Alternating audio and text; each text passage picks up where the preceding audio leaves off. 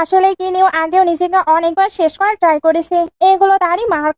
ডিংশান তো ফিউচারে তাকে এমন কিছু করতে নিষেধ করছিল। কিনিও তখন বলে চিন্তা করো না, আমি ফিউচারে অনেক বেশি ভালো থাকবো, এটা বলে ওইখান থেকে চলে যায়। তবে ইয়া তখন অনেকগুলো গুন্ডা নিয়ে তাকে সাহায্য করতে আসে। কিনিও এবার নিজেকে ওপেন করছিল।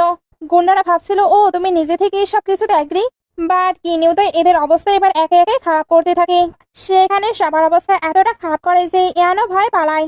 একটুর মধ্যে ডিংশান এসে তাকে আটকে নেয়। কিনিও তখন এমন প্রিটেন্ড করছিল যেন সে ইনোসেন্ট, আর সে অনেক ভয় পেয়েছে। ডিংশান এবার তাকে নিয়ে একটি ক্যাফেতে আসে। দুজন এখানে একসঙ্গে কফি খাচ্ছিল।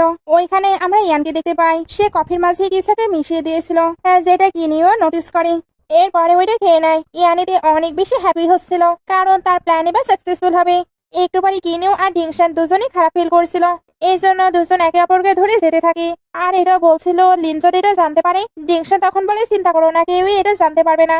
ইয়ান এবার লিনকে কল দিয়ে বলে, ব্রাদার আমি অনেক ড্রিঙ্ক করে ফেলেছি, তাই আমায় পিক করে নিয়ে যাও। একটু পরে লিন ওইখানে চলে আসে। ইয়ান তখন একটু কথা বলার পরে বলে, আমার মনে হলো আমি যেন কিনিউকে দেখলাম। লিন এটা শুনে অবাক হয়। ইয়ান এবার বলে, হয়তো আমার ভুল হচ্ছে। লিন এবার থেকে নিয়ে যাচ্ছিল। ইয়ান তখন ইচ্ছে করে নিজের ফোনটি ফেলে দেয়। ওইখানে কিনিউ আর ডিংশানের পিকচার ছিল।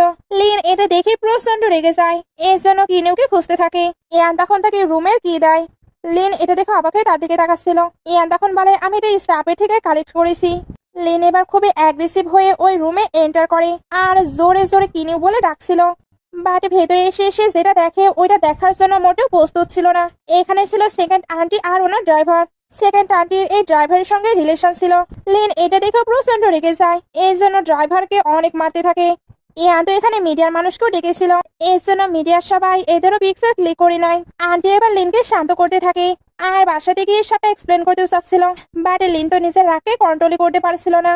কিনিও এবার ওইখানে চলে আসে।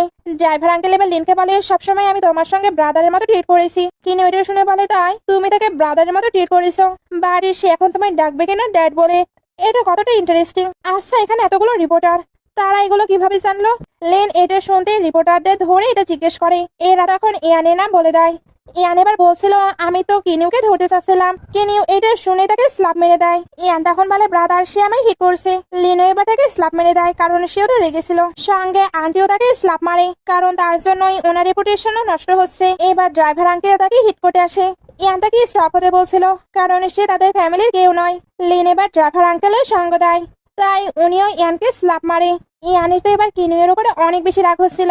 সঙ্গে আন্টিও কিনিউকে সন্দেহ করতে থাকে। কিনিউ এবার বলে, আমি কিছু এক্সপ্লেন করতে চাচ্ছি, বাট এতে লিন ফ্যামিলির ফেস লস হবে। লিন এবার তাকে বলতে বলে,